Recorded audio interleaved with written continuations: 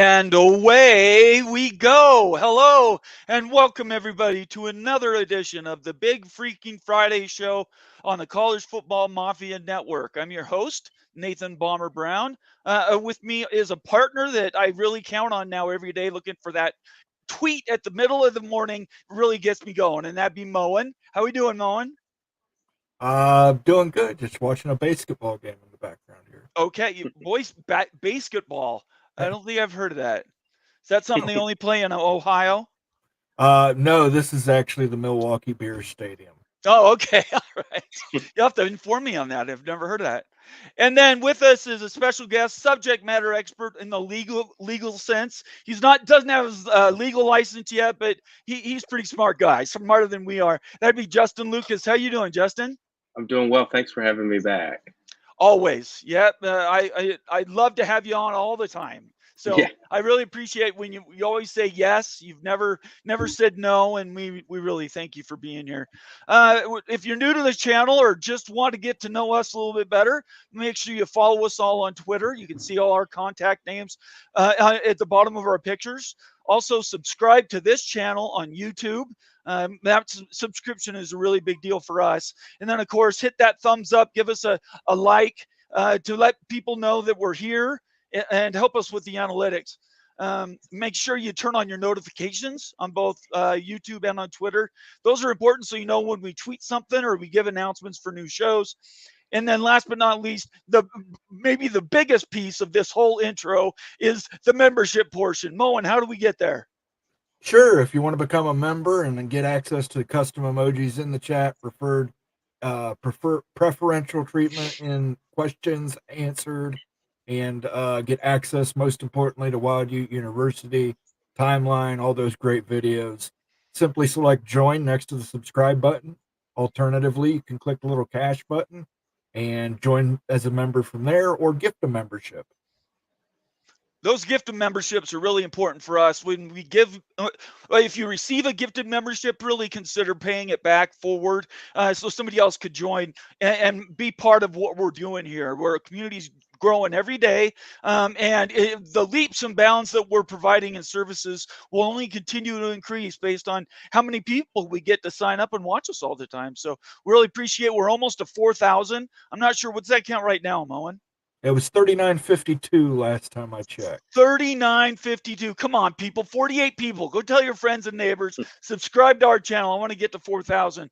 Really quick, I want to show everybody what we're doing with our membership videos on the main College Football Mafia page. You just go to the membership icon, and we have these different shows. The timeline. That's like a what if show that Moen put together. Moen, you want to quickly preview that one? Yeah, it's exactly what Nate said. It's a what if timeline. If Texas, Oklahoma State, and Texas Tech had joined the Pac-10 along with Utah and Colorado. Yep, that is a big what if for sure. Then we have the Wild Ute universities. You can see those there about Virginia Tech, Syracuse, and UConn. I'm not going to go through all of them, but these are members-only videos that once you're a member, you have access to. So we're trying to encourage everybody to sign up and become members, even for a short time if you need to, just to come in and watch our videos. We really are betting once you get them, you're going to stick around. But that's the first thing. Get in the door and start watching them. All right, Justin, have you seen any of these videos? I've seen some of the earlier ones. Some of the ones from like April. I have not seen these. I see NC State right there. Yeah, you watched that one, didn't you? Yeah. And what'd you think about that video? I think if things go to hell in a handbasket here in ACC country, I think that sure we fit in the Big 12. Well, we'd love to have you. I Get think the State is a Wolfpack great backpack. brand. doesn't work Wolfpack out. backpack. Wolfpack backpack. That's Moen's thing. I think Ute, who created it, kind of thinks maybe not so much. I think not so much at all. But there are opportunities out there, and 4 schools to the SEC. Who knows, right? Right. So we want to thank and appreciate everybody joining us Friday night. We know there's a lot going on out in the world. So you spending your time with us, we really, really appreciate. All right, let's just jump right into the show. Justin, this last week and a half, we're talking Florida State, Clemson, ACC, private equity, legislation. Lots of headlines in the last 10 days. What are a couple that you're really mostly focusing on? Well, on the legal front, I think that Clemson's motion for summary judgment is important, and what happens on July 12th. Now, today there was the ACC filed objections to that hearing going forward because, and the position is probably correct, that you cannot rule on a motion for summary judgment, which is the merits, before you rule on a motion to dismiss. Is this the judgment you're talking about? No, that actually came came down yesterday in Oh, okay. Leon County. In Leon County, the ACC filed for a motion Keep to going. stay pending writ of certiorari. But in South Carolina, on the motion for summary judgment, the ACC says that cannot be ruled upon until the motion to dismiss has been adjudicated and the ACC has had a chance to file what's called an answer to the complaint. Technically, in any of these cases, the ACC hasn't even filed an answer to yet. So that just shows you how slow we're moving Right. on these lawsuits. And do you have a second one that or is that mostly where you spent most of your time? Well, I mean, I was fascinated yesterday. I was at work and I saw the private equity stuff popping up. I was like, well, it was only a matter of time. And my first reaction was, these companies aren't giving away their money for free. Yeah. So that was mainly my reaction to the private equity. You sound like probably most people, actually. They're confused about what it can do. We've had several shows, experts on to explain how private equity could be used. But I think there's still confusion out there, right? About how not only what the investment is for, but what the payback rate is and what that represents. Right. I think people are getting confused between the private equity part and then the naming rights part. Because they're two separate transactions. Yesterday, they ran those both together. That's right. Exactly. And one of them makes more sense to me. I think everyone's going to go down the naming rights avenue soon enough, because that's really simple. You just sell someone your name, they pay you for it, and you get the proceeds from that sale. But the private equity part, I think, in that have just gotten sort of jumbled up in the discourse on the issue. Completely agree. And we did an emergency show last night trying to distinguish those two stories. And there was a comment today that there was an interviewer from a BYU, I think he's a play-by-play guy, sat down with Brett Yormark and asked him, hey, did you want these stories to be out there today? And he said he was beyond livid. Right. So in the Big 12, they wanted to control the release of this information, and they certainly wouldn't have run the two stories back to back unless they absolutely had to. They would have done different news cycles. They would have celebrated one, had some time, and then celebrated the other. The fact that they ran it back yesterday, doesn't that seem kind of nefarious to you? Well, I also was a sports reporter for a local newspaper, and I can tell you that people tell you things that they're not supposed to. Right. And you just, as a journalist, have to, because it was weird. I mean, it wasn't weird because this is what always happens, but it was like CBS first reported it. Right. Then we got a little bit more from another reporter, a little bit more from another one. And then we heard about Allstate from Brett McMurphy. That's right.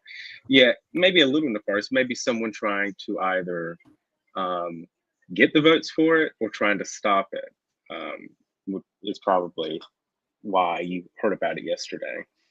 Well, it could have been a lot better, I think. The situation would have worked out much better for the Big 12. And I think at the end of the day, Brett, will still celebrate both of those things in different ways once they have official announcements. But I don't think whoever posted those stories yesterday, especially the timing of them so they run together, they're not friends of the Big 12. So that's all I got to say. All right, Moen, a couple things top of mind. We've had a lot of news in the last 10 days. What jumps out at you?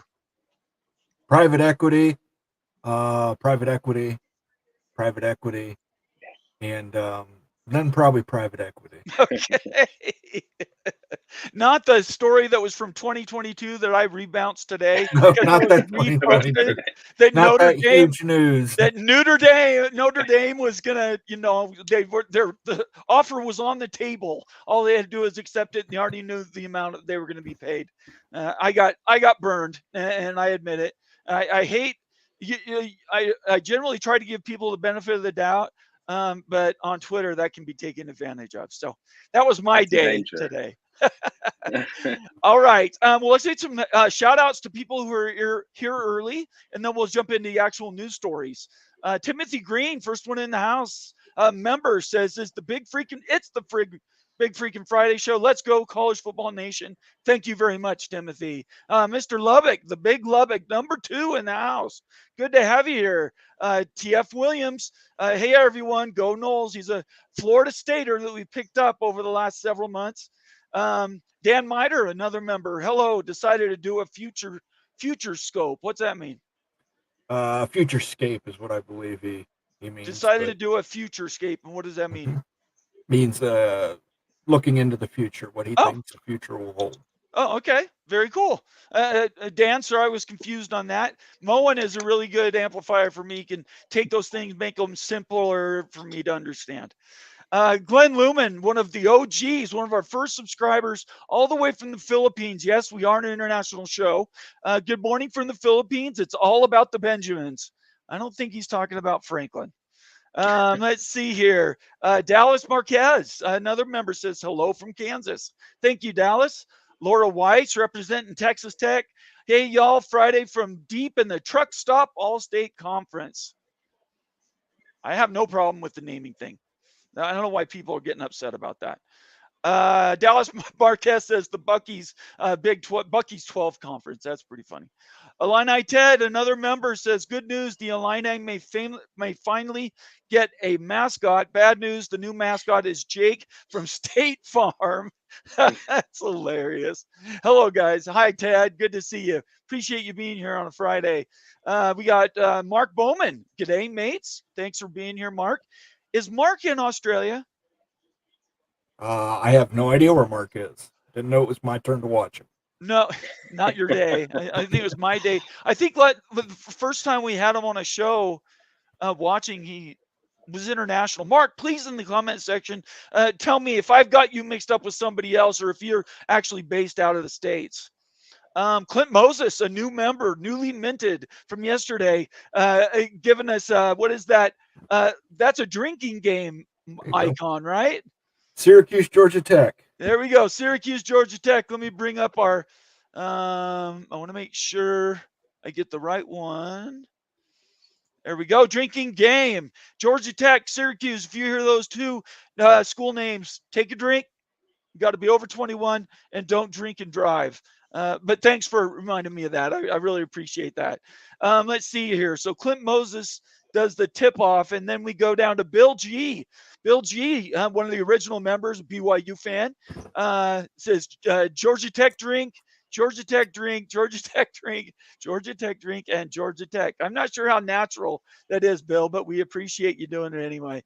Let's see here. Oh, those are all selected. I think Conundrum causing trouble yesterday. No, not confusing. The private equity is the Tom Selleck reverse mortgage. Do you think that sounds good there, Justin? Excuse me. Yeah, I do think it sounds good. Probably accurate. Well, I think there's something to leveraging your present for your future. I think there's something that's to be said there.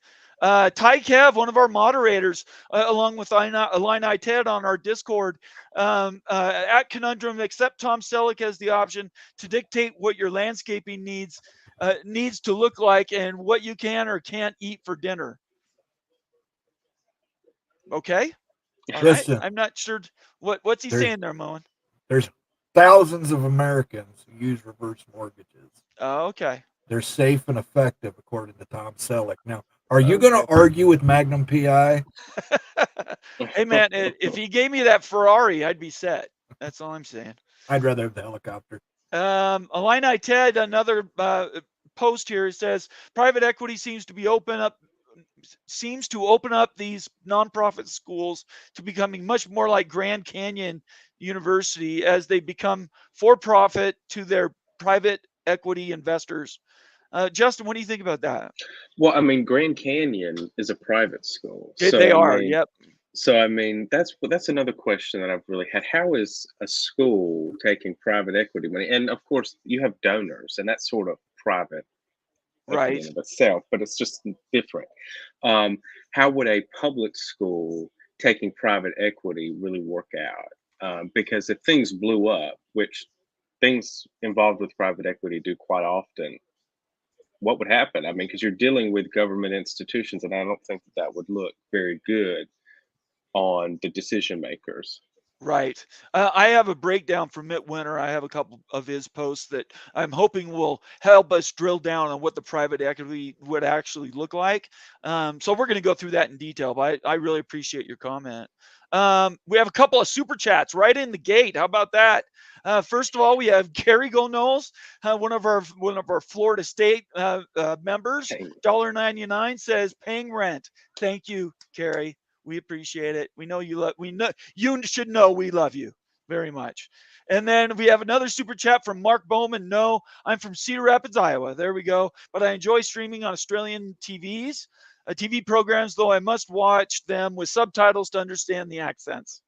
Australia, people think it's English. It's not really English. Thanks, Mark, for clearing that up. I thought the same show you started posting. I seem to recall somebody saying they were coming from New Zealand or Australia, but I can't remember who that was. So, thank you very much for waking me up on that. Let's see here, a couple more hellos, and then we'll get on to the news. Mr. Ed Wayner, one of our original members, says, didn't Miami get private equity when Nevin Shapiro bankrolled the team? That would be in the 80s and the 90s. And yeah, I don't know. What would you call that up there? Well, Ohio one, State fan?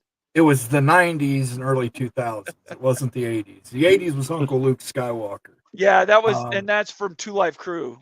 Yeah, from Two Yeah. Live Crew. He was Yeah. bankrolling them along with some other people. But Right. I want to go back and give some sounders to these guys real Please quick. do. Yeah. Thank you, Mark Bowman. That was legitness. Yeah, it was. I'm gonna go down to Macca's and get me a spider. I'm gonna go to the Macca's and get me a Spider Coke, mate. And thank you for paying rent with your cucumber, eggplant, Carrie Go Knowles. Thank you, Carrie. Really appreciate you guys being here. That's a good one, by the way, Moen. I like that one. We should use that more often. Takes a little bit of a lead in to bring that up, though. It's a little slow developing. Right. Well, it's because I Yeah. got a cheap tablet. Yeah, okay. I'm not judging. All right, let's get to a couple more hellos, and then we'll jump in the news. Mick Stevens says TCU Horned Frogs, America's team. They're certainly in Dallas. Let's see here. Yeah, says Go Knowles. Another Florida State follower. We appreciate you being here. And we're going to end there. Everybody else, I think I've said hello to. If I missed you, don't judge me. I try to get to as many as I can at the beginning of these shows. All right, let's go to the news first. Let's jump into the news, and I'm going to bring up some links. I will always share these links with the people watching, so you can be watching and reading with us. I'm going to give you a couple links to Mitt Winter tweets. He's going in and trying to help explain the private equity from a legal standpoint. There's the link to his first tweet, and let me get the link to his second tweet, which is right here. You guys can run them back to back. Check these out after the show. We always do sourcing here. All right, the first one is explaining private equity. He says private equity is coming to college athletics. That's a statement, not a question. As detailed in this article, the article that came out yesterday about the Big 12 considering a private equity stake, 15 to 20%, which is pretty big. As detailed in this article, the Big 12 is considering an equity investment of up to $1 billion for 20% of the conference. Another example demonstrating that college athletes are professional athletes. Then to follow that up with a tweet that he also did today, it wouldn't be an equity stake. So there's a misnomer there. It's not an equity. It's not a private equity stake. The PE firm would give the Big 12 a large chunk of cash in return for future payments out of the conference's revenue stream. Private capital is a better term. You are correct that it can't take the equity stake in a nonprofit corporation, which is what Justin just said. So, Justin, what do you think about? First of all, did you get a chance to read these tweets and I have and seen look them. I at them? have seen them. Okay. Specifically, this one, I'm replying to Eli. I have seen it. Excellent. And what are your thoughts on it? Well, I mean, I think I'm not sure. I get the idea. I think personally that it's private equity is a short-term payoff for long-term issues because, I mean, for this to work, you need certainty, or the private equity firm is going to need certainty Right. that their investment in the conference's future is going to pay off. Yeah. And I mean, I don't know. I mean, all 16 or however many members the Big 12 has down the road, I don't know if they're going to be there in 10 years. I don't think anyone really does. And so, how do you provide the private equity firm that the certainty that they need? Do you have to sign a grant of rights for 15 years? I mean, we see how that turned out for the ACC. Right. Not really 20 years grant of rights, really and truly. But I'm not sure how it all works. To be honest with you, I'm not a financial advisor, so I'm not really sold on the idea. I think the naming rights part, makes a ton of sense because it's simpler and it's like, okay, you buy the name, you get the money back for that, and that's also a lot less money than this is, than the private capital that Mitt talks about. Right. So but the distinction is important, right? The difference Yeah. between buying an equity stake and actually investing with a chunk of cash. They're two different methodologies, right? Right, you're investing in the future Right. of the conference rather than literally purchasing a Exactly. stake in the conference. You see Right. the difference? I totally get it. Moen, what were your thoughts on those two? Did you get a chance to see those today? You're muted. We can't hear you. Sorry about that. That's okay. Yeah, I did see them. He's right. It's private capital, not private equity. You can't sell a slice of a non-for-profit agency. So, I found that out today, and but I hear what Justin's saying is a short-term solution to a long-term problem. But if the short-term solution actually benefits the long-term problem, which could be more or less poaching the ACC teams you need in order to stabilize your conference as the solid number 3 for the next whatever the length of this contract is. I think it might be worth the risk. And that's exactly what I've been trying to explain to people when they post on Twitter, that doing this is leveraging and basically selling out any future the Big 12 might have just for some short-term gain. There's numbers thrown around that they would get $6 million per school, and they could reinvest it and do these other things. In my opinion, I don't think they should pay the schools anything if they're going to do this. And they basically use that chunk of cash to buy schools out of the ACC. And use that as basically an investment property. It's like buying some land on the beach, right? If it's undeveloped, all it is a bunch of sand and some wispy grass. There's nothing there. But if you buy it and then you immediately put a house on it, now all of a sudden it's got multiple uses, right?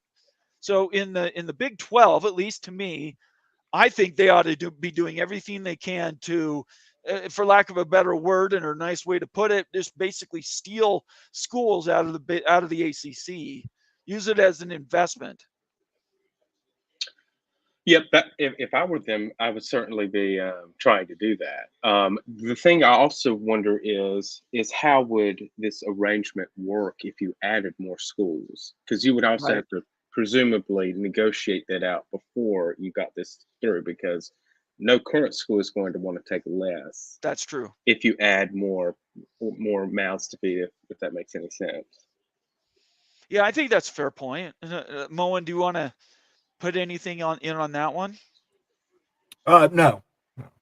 Okay. At the end of the day, the private equity piece for the Big 12 is not conflated. They're separate than the naming one. Let's quickly review what the naming one was. I didn't find a tweet for it because it's pretty simple. They would get a blanket amount of money, 50 or 60 million dollars a year for the naming rights of their conference, the All-State 16. Something like that, or Big 12 presented by Allstate, or Allstate presents however they come up with the name. And Allstate, by the way, is just one of the ones they're negotiating with to generate more income. But we're talking about $2-3 million a school. It's not like it's some windfall every year. They're going to get a blanket amount. They've sold their name, and then these schools get a little bit of a kickback in essence. But do you see any big barriers to getting that done? I don't understand why that hasn't already been the case for a long time. I guess people would be hesitant because of the quote unquote brand value that the name Big 12 carries, or the name Big 10 or the name ACC carries. Right. But I mean, these schools are looking for new revenue streams, whether it's $2 million, $3 million, $4 million, $10 million, because they know that they're going to have to pay the athletes Right. soon enough. But yeah, I think that I don't think there's any barriers at all to it. I mean, we may have the Chick-fil-A ACC before long, or the ACC presented by Bojangles at some point, or the Waffle House SEC at some point. So yeah, I mean, to me, it's a lot better idea than the private equity or the private capital piece. Yeah, I think that's fair. Moen, I know you feel strongly about this. Yeah, if the Big 12 wants to do that, that's fine. I have no problem with it. It's not for the Big 10. And tell everybody why. You said it last because our night. name is the Big 10. Yeah. That's what we are.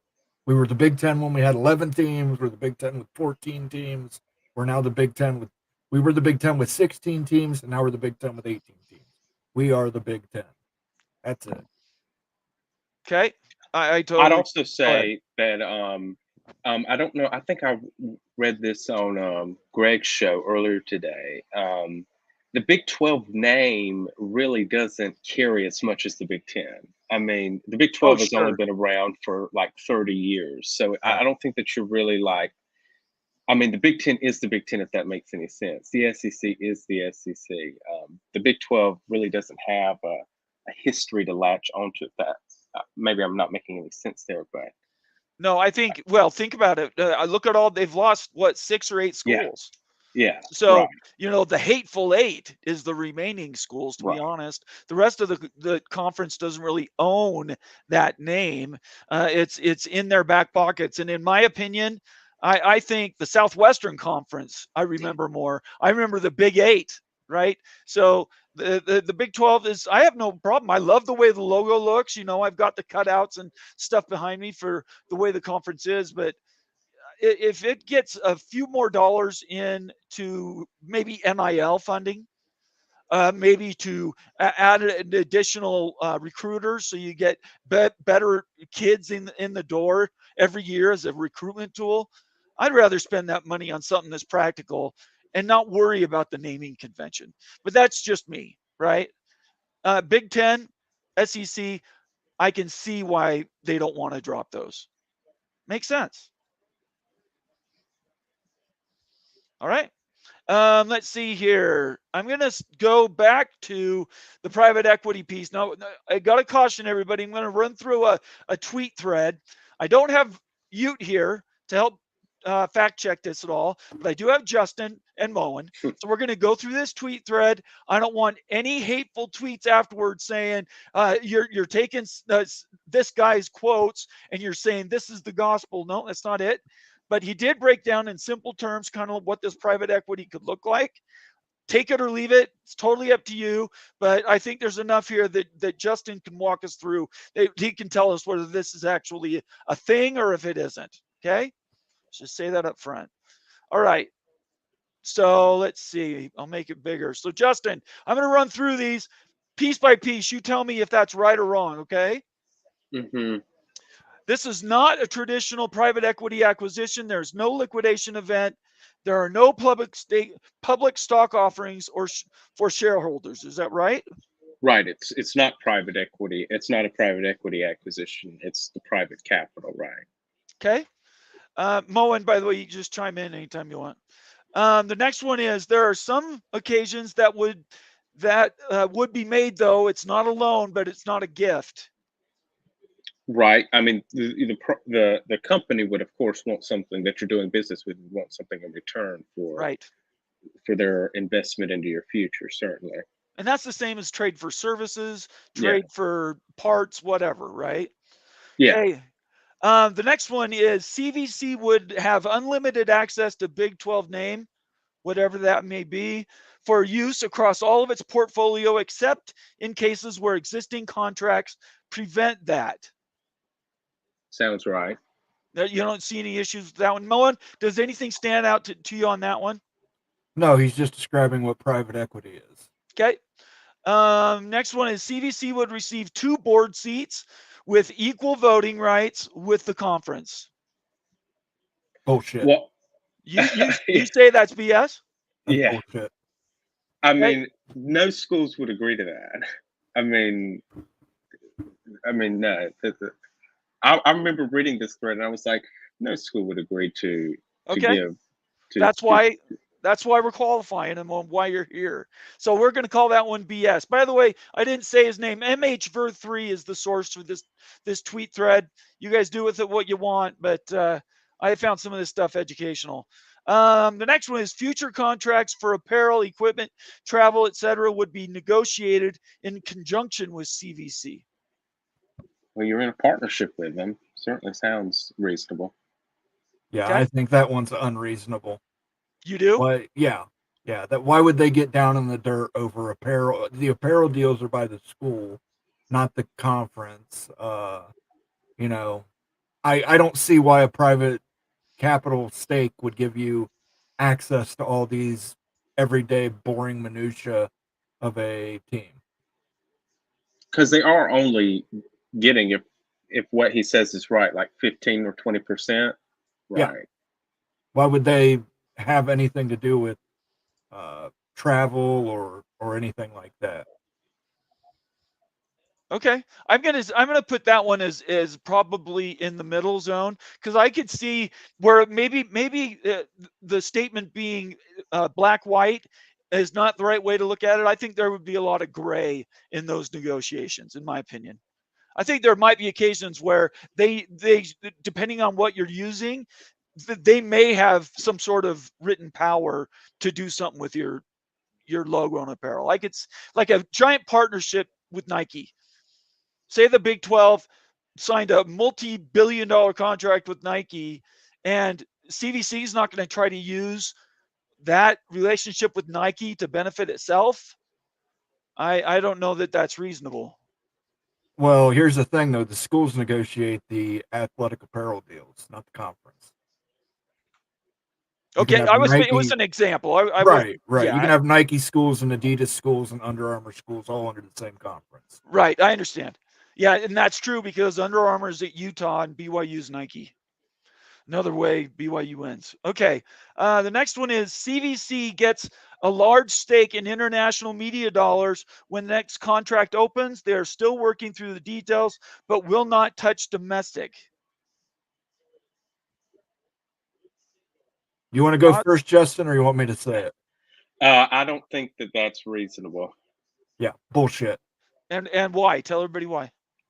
Because they're not going to give up any media rights deals. You're just giving them a capital stake. There's no reason for you to say, okay, we'll give up X number of media dollars in an international market we have no idea the value of. You know, the international market could be worth $2 billion. You only received $1 billion in private capital. Right. Why would you do that? Okay. I think another reasonable set of questions. And the last one we're going to say is CVC, as long as they are solvent, will retain sole ownership of the 20% stake in Big 12 for a period of no less than 15 years. And I would just say to that, the sole ownership, I did hear yesterday in the official report that said the sole ownership piece, they could turn around and resell that stake. Yeah. So they could take that 20% and turn around and sell that as an investment tool, for instance, as a vehicle. 15 So years is a long time, but CVC is probably going to require a long period of time to go into a deal. But 15 years is a long time in college athletics. well, nowadays when contracts are 5 and 6 years long, Yeah, 15. 15 is an eternity. So, Moen, what would your if say you met all your expectations and a lot of this stuff we're not sure is true or not, but you as the conference, you're happy with what the private equity looks like. What term would you be willing to sign on, knowing that it's going to be all 16 schools and any new schools you bring in would probably have to be grandfathered in on that? What to make you secure as the Big 12? What's the maximum you're willing to give up? Well, one, I'm not willing to give up any equity. Not equity. I'm only talking about a Right, commitment of capital. time. You would just have to determine what percentage of interest you want to put on that as a loan. Just say, hey, it's $1 billion private capital stake. We expect $1.25 billion back within this time period. Figure out the time period. I'd say probably within 10 to 15 years is a good ballpark for me. Justin, what do you think about that? I think he's probably correct, but I mean, does anyone really believe that the contract or the agreement would last 10 to 15 years?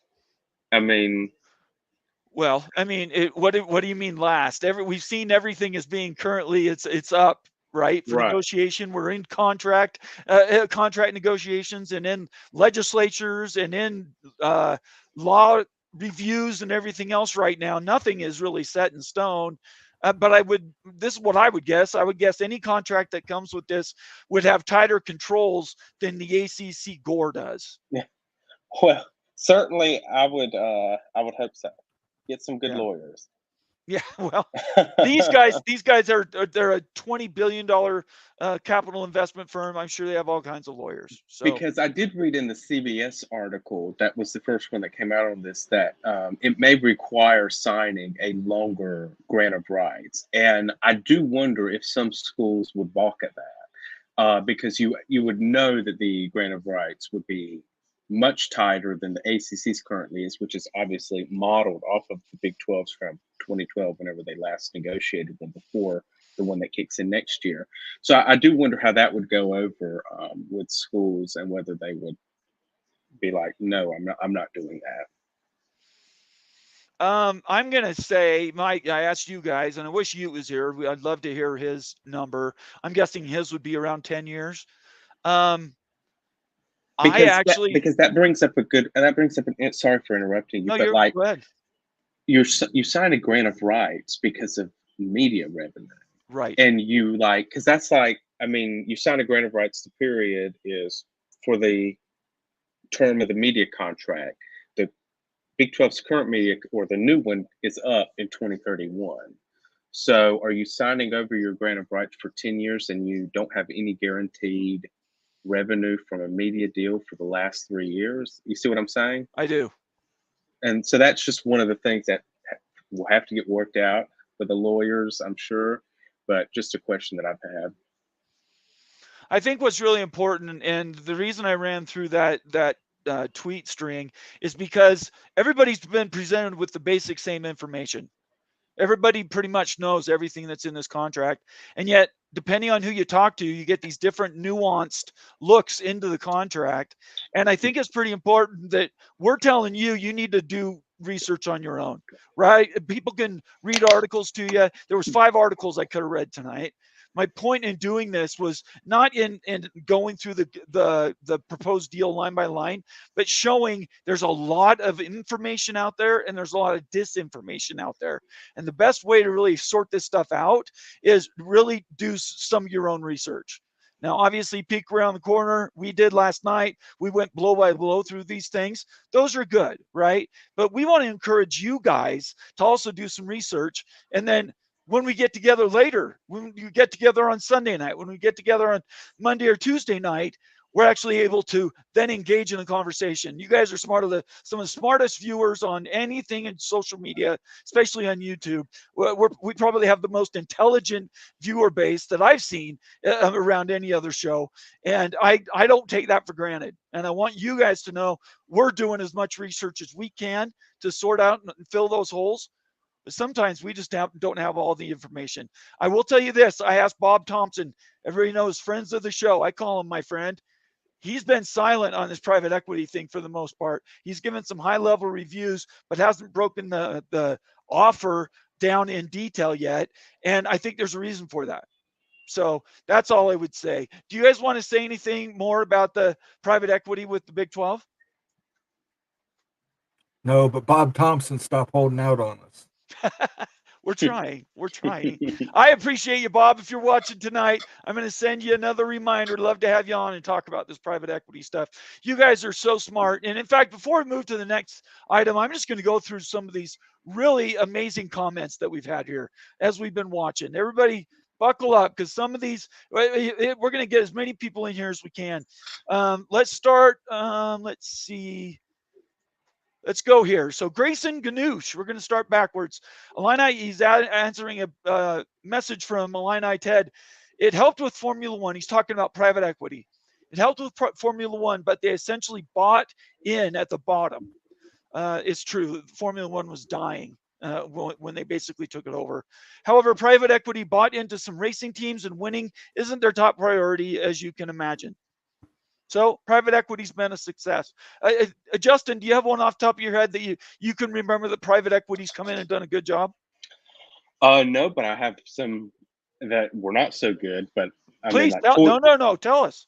I believe Toys R Us really lent into private equity, and that sort of blew up. Around 5 or 6 years ago, that sort of went haywire, and that didn't work. And I'm not sure, but I think Red Lobster, who just declared bankruptcy, also dabbled into private equity to try and fix their issue, but didn't help them avert bankruptcy in May. Yeah, I loved Red Lobster. They were the best. I'm not a seafood fan. Oh, well, that doesn't help.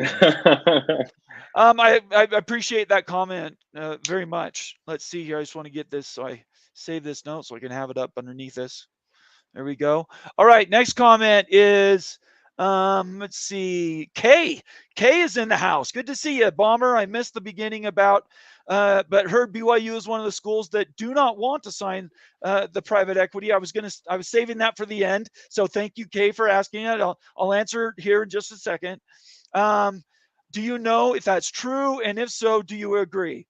So first of all, BYU is a private school, just like TCU and Baylor, right? So they have different goals when they're not high on research generally, because they put money into other things that aren't really research oriented. So it's stuff like that that's different in these private schools. BYU, let me start with the rumor. The rumor that Kay is talking about here, I think, was an assessment from GCFM, and he can correct me if I'm wrong, but I think I read this right, where he was proposing an idea. The report was, and I believe Immaculate said the report was 3 schools weren't so into this private equity thing from the beginning. They asked a lot of questions, and they weren't sure, if it was going to fit for them. I can't speak for anybody else, but from private experience, and I live here, and I think I'm pretty in tune with the area that we cover at BYU. There is probably a lot of consternation taking what is a private entity, which is the church, already associated a little bit in something it's not so comfortable in, athletics. They're happy about it because it helps promote the religion, the faith, and obviously the university. But there's some hangups with it, right? There's stuff that comes with athletics that get a little twisted sometimes for private schools. I am not 100% sure, but BYU was one of the 3, if it indeed was 3 schools. But if I had to bet $100, I would say BYU was 99. More than likely, they were one of the ones that aren't saying no outright, but that are basically saying, we want more information. We need to know what's going on, because anytime they hook the university to something that's public, and private equity, as Justin and Moen have described, it's a public entity, right? These are companies that are traded online and on Wall Street and stuff. They have high investment dollars that go to other things, and the church is going to be wary of getting tied into those public things. So I appreciate the comment, Kay. I think it's probably true, but no, I have not heard for certainty that it is. Justin or Moen, do you guys want to comment on that? I'm commenting on Red Lobster at the moment. Oh, okay. Are you can eat shrimp? You should make it a poll. Are you going to miss Red Lobster or not? Here we go. All right, let's keep going. I really, really appreciate everybody's comments. We're going to do this at the beginning rather than wrapping up at the end. Glenn Lumen, also a BYU grad and a guy I need to meet in person, says BYU does not go into debt. BYU pays up front before they build. BYU does not need cash. Thank you, Glenn. That's a great way to put it. I didn't want to say that because it sounds a little full of myself, right? But I'll let you do it for me. BYU doesn't need cash. They just paid $5 million.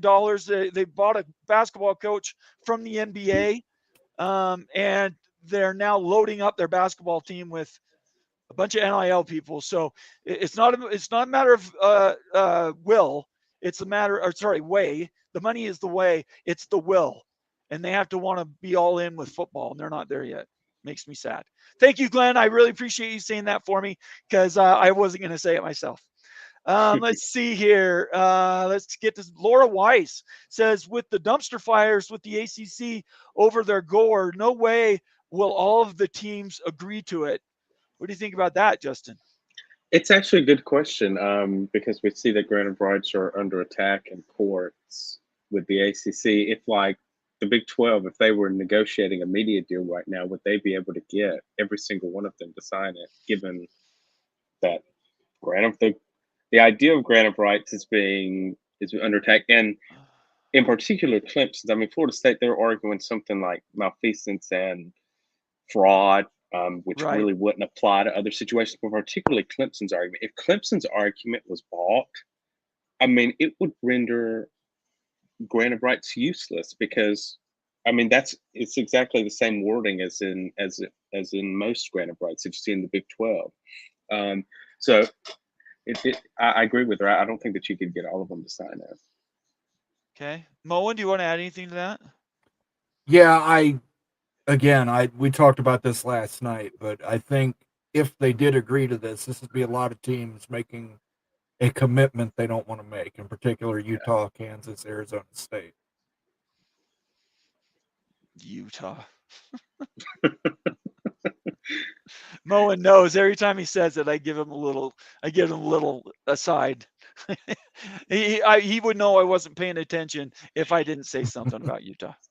And if you tried to get them to sign it, would that cause issues? I mean, because the biggest thing the Big 12 has going for it over the ACC right now is unanimity. They at least have the appearance, if not totally, Right. they at least have the appearance of unity and stability, and the That's ACC right. certainly does not. And would that disrupt that? Can I ask you a question? Yeah. And I'm not sure you know the answer to this, but does it have to be unanimous? Or is it just To a sign a majority grant of rules? rights? No, not the grant of rights. To sign this new whatever this deal is, we're not going to call it a grant of rights because it's going to be different. The wording and everything, the mechanism, the financial mechanism is going to be different than a grant of rights, even though it kind of does the same thing. Do they have to be unanimous? I would not imagine that. I mean, I think you would really like unanimous. Right, I mean, but is it required? No, I don't. Now, if the actual deal with the company Right. may not have to be unanimous, but to get the deal done, you may have to sign a grant of rights, and you have to have unanimity on signing a grant of rights. Or okay. But that's just my opinion. I don't think on the deal with the company, like doing a deal with the company, I don't think that you would really need unanimity for the bylaws. But to make sure the deal is actually facilitated, you probably would need unanimity. Then the other question would be, if they can't get it done as a conference, is there a possibility these schools start doing it independently? I guess that's the It all next big depends. frontier. Like And BYU, the $22 million, the $24 million ante, the buy-in basically to play in big-time college football. For BYU, that's not going to be a problem. It is going to be a problem at Iowa State. yeah.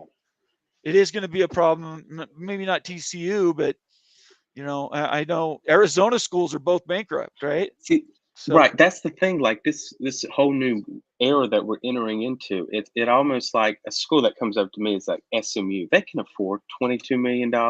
right. They just have to call up one of their 15 different billionaires that's an oil baron and Right. get the money. So I mean that's just one of these oddities with this new era that we're entering into, where if you've got a billionaire on call, you're set. Mo, when you want to add anything to that? Yeah, FSMU. Yeah, SMU writes a check, gets in a conference. All right, we're going to keep these comments going because this is what everybody wants to talk about. Clint Moses says nationally for casuals, they can list SEC, Big Ten, but Mountain West Pac-2 conference sounds really similar to All-State Conference. Clint is an Oregon State alum and fan, so he's making fun of the Big 12 right there. I appreciate that, Clint. Thanks for being here tonight, by the way. Let's see here. Moving right along. I want to make sure. Are you guys? You're flagging any you see, Moen? Yeah, brother. I got it. Let's see. Oh, did I just do that one from Laura? Mm-hmm. Let's see here if there's any more I want to say before we move on. How about this one? We'll end with this one. Mr. Ed Wayner says, wouldn't helping ACC schools leave with private equity funds be tortuous interference? That's a great question, Ed.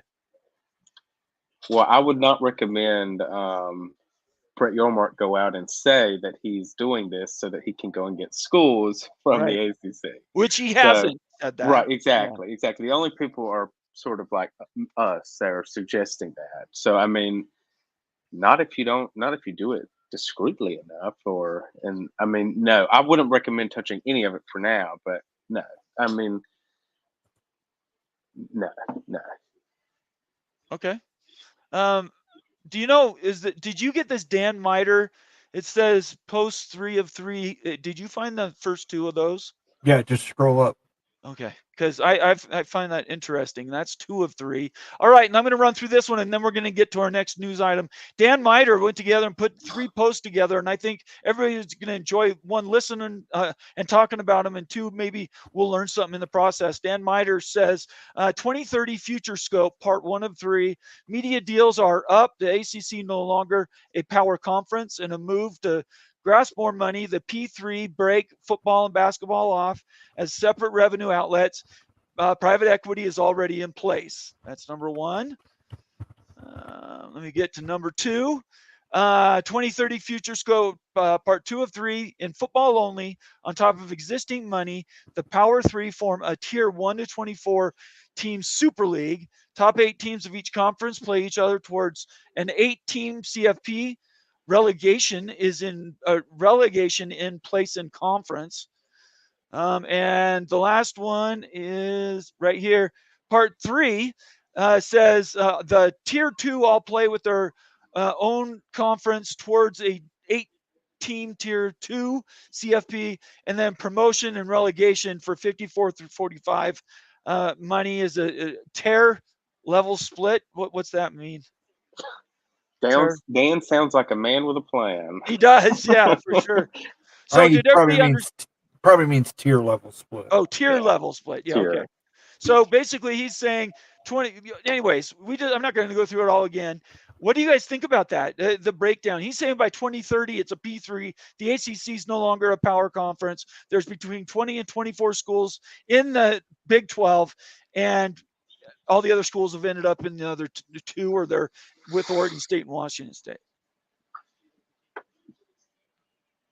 I mean, Dan's got a plan. Dan with the plan. Yeah. Dan with the plan, Miter. You don't have it. You don't have any thoughts on it. I do, but I wanted to hear yours. I don't agree with it, but he definitely has a plan. I'm not for Super League. I don't believe in it. Why would the Big 12? I mean, for this to work, why would the Big 12 go to 24? I mean, at a certain point, you have to stop growing. Well, no, I'm not saying they would. I Okay, threw that okay, number okay. out there. He Okay, might okay, he might okay. be saying they only go to 20. And in fact, today Okay, I think the Big 12 only goes to 20. okay. But for the ACC to completely disintegrate, I think they're gonna have to pick up a few more of those schools that are floating. Yeah. Well, I, I I think the could be biggest, wrong, but yeah. Probably, yeah. That's right. to avoid lawsuits and other things, they get Washington State, Oregon State, and maybe they pick up two more. I I hate don't to know, say this, but Boston College and Syracuse. I I hate don't to know. say this, but I just think Washington State and Oregon State are in a tough spot. I mean, They if you want are. me to be, I think there's. I mean, I don't see any path. I mean, to the Big 12. I mean, I think mm, the only path is if they go to the 24. It's not going to yeah, happen with 20, right, and I don't think they stop at 22.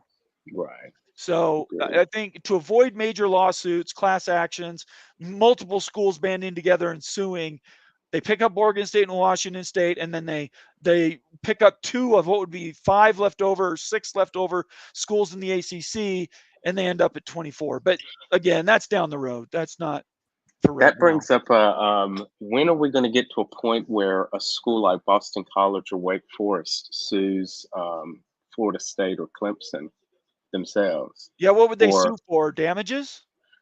exactly, for trying to take down contracts. I mean, their argument would be you're trying to take down contracts that we all agree to, and Right. you're going to cause tremendous damage to our to our being because of that, and so you need to pay us damages. And I don't know if we're ever going to get to that spot, but something to watch out for. Moen, you want anything to that? No. Okay. Oh, before that, I wanted to do one more comment. Sorry, these comments are great, by the way. We got a super chat from Kay. Thank you so much, Kay. We really appreciate it, Sounder. We've got it. Tell them to bring me my money.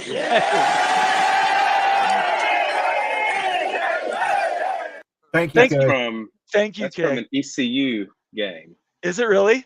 Yeah, it really is. I think it's from when NCAA went into ECU and beat them and got a paycheck for like $500,000. Wow. Time to bring me my money. That's a great quote. Bring me my money. Kay says for $2, thanks for all your work for the show. Thank you very much, Kay. It does help us keep the lights on. Moen and I aren't retiring yet, so we need to keep at this the way we are. But we appreciate your super chat. Thank you very much for being here. All right, there was one more comment, and I think what I did is I think I want to do. Is it this one? Okay, yeah, Clint Moses. This is one about the Big 12. Personally, squinting my eyes, I can't tell if it's Big 12 worst case scenario time to press the red button or it's going to help even the playing field. Do you guys know which one he's talking about? Which piece of that? I might have got the wrong one. I think he's probably talking about private equity. Okay, all right. Yeah, I don't know. We'll have to find out, Clint. Time will tell. That's all I can say to that. One more comment here. Rock Chalk 94, our buddy. Good to see you here, Sawyer.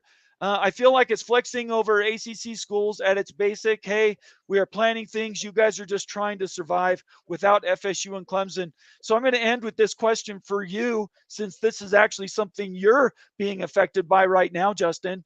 Mm-hmm. These two schools are out, right? Do you Mm-hmm. see any path? Well, two questions. Do you see any path Clemson and Florida State come back to any type of an ACC, even a rebuilt ACC? Do you see any opportunity for those two schools to come back? If the ACC found a pot of money somewhere and it was ever going and never would run out, Right. yes. Okay. But short of that, I don't think so. No, I don't think that. I mean, if you're suing the conference, you're gone. I mean, there's just no way. I completely agree with you. Moen, do you think there's any possibility they could end up back? No, but first I have to do this. The Rock Chalk, Jayhawk. Yeah, no, they're out. They're gone. Okay. It's just a matter of who's going to When? blink first, and yeah, just again, bring them their money. Private equity. We talk about private equity in terms of the Big 12.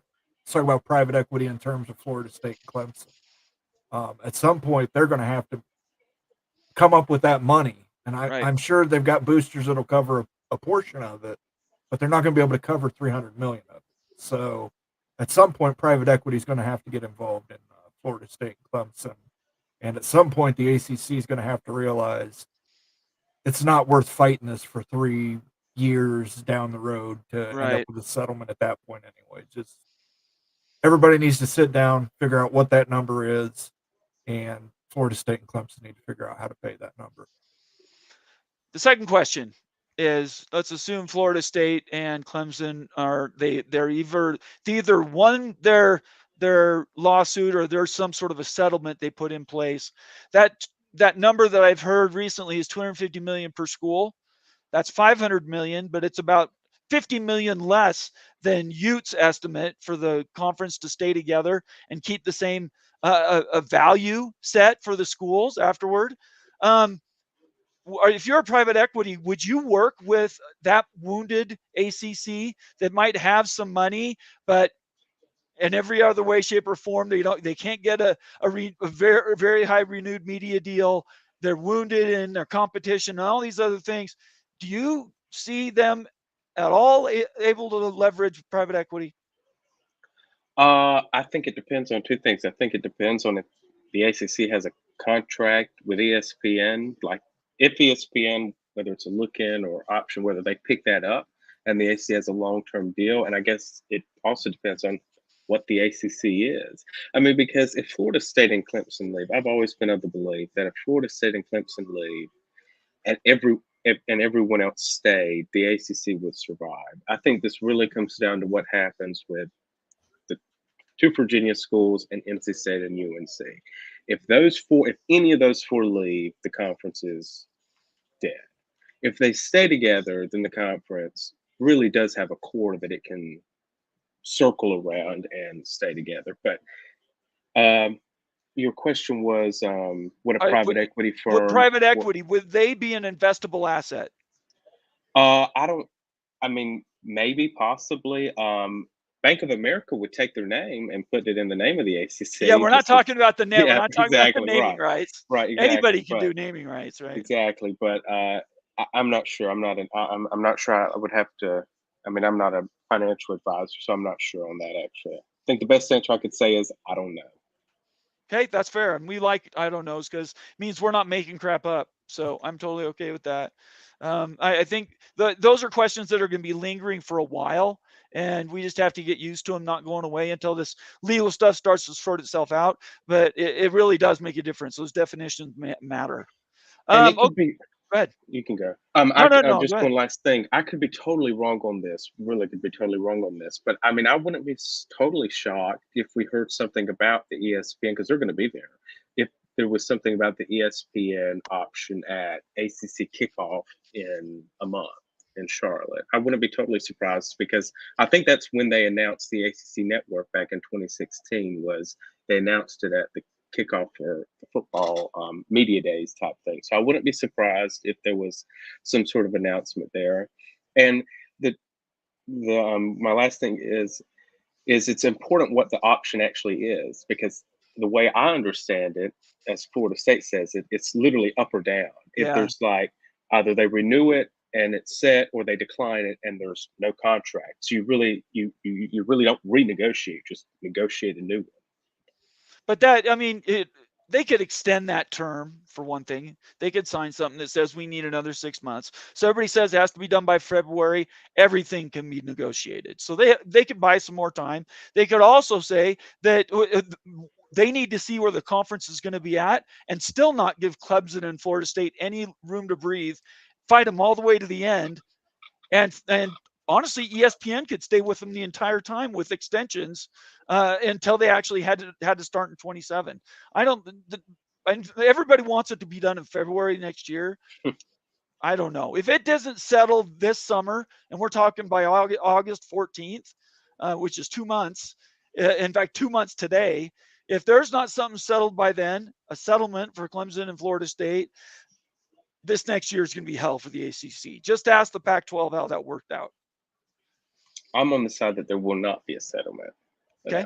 Yeah, and I think there's a distinct possibility that the ACC just says we have too much to lose. There's no reason not to take it to the end. They just need a partner in ESPN to have them negotiate an extension on their extension. And I don't know how you do that, but everything can be negotiated. We have another super chat here from Mark Bowman, another one. Mark Bowman's a member and giving us super chats. Thank you very much, Mark. $5 to say, I think some progress was made today in Congress. You're jumping ahead on me. I'm getting to that next. Towards regulating college athletics and if athletes are employees. Any thoughts on this? This is twice now, Mark. You've read my mind. So I appreciate you being ahead of us. We were just finishing the thing on private equity. We're going to talk about the legislative stuff right now. So thank you very much for a super chat. Mo, and hit it. That's a good one. I love it. That's a good one. That's a very, very good one. Let's see. Justin, whenever you need to go ahead and take off. We appreciate you being there. My only one comment to this would be, don't expect anything to move in this House of Representatives.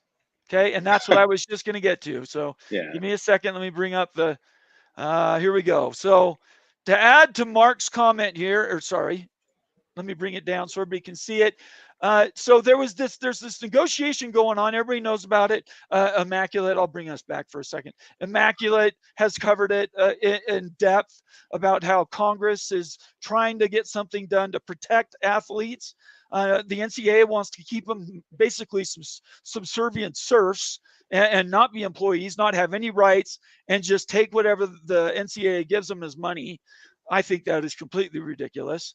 And so they're trying to shove something through in Congress. And I've said it. I don't know if Moen said it. And Justin, you can give me your opinion as well. But just starting with that premise, I don't think anything happens in Congress because of all the stuff going on with the national politics, the presidency. Everything can be done by the end of this session. What do you guys think about that? Absolutely not. I mean, they're going to go on their August recess in June 14th, so about 5 weeks or so, something like that. And then they're not going to come back to deal with the NCAA before the election. And so nothing's going to get done in the lame duck period. The best chance, in my opinion, to get something done is if one side wins complete control in November and can stuff it in a must-pass piece of legislation next year. Right. And if you're the NCAA, I know that this may sound weird because these are universities, but if you're at the NCAA and your universities, I think you're probably hoping that one party over the other wins, because to get some certitude, right? Because one party is more amenable to labor rights and another is not. Right. Next year is probably the time to get something done. I don't think anything will get done this session. I'm going to dip. You're going to take off. Thanks a lot, Justin. Thanks, Justin. We appreciate you, brother. We'll see you later. Have a great night. Good weekend. Go back. Yes, let's clap him out of there. See ya. Thank you. Let's get a clap for Justin. We tip our hats to you. We appreciate you coming on, Justin. We'll do it again in the future. Boy, we had 3 topics. We made it through 1.5 of them. And Justin was here for the most important one. So I think that's really good. We got another super chat here. And Moen just keeps marking these comments for me as well. Ryan Willie, the evil badger, $20 super chat. And he's also a member. I love those. Evil Badger is in a good mood after Wisconsin's latest commitments. Wisconsin got Hilton and Posa chipping in for Moen's Crown Fund. Thank you. Can you clarify what he's talking about here with these recruits? Yeah, they landed 2 huge recruits today for Wisconsin. They were both 4 stars, right, Ryan? Both 4 stars. Wow.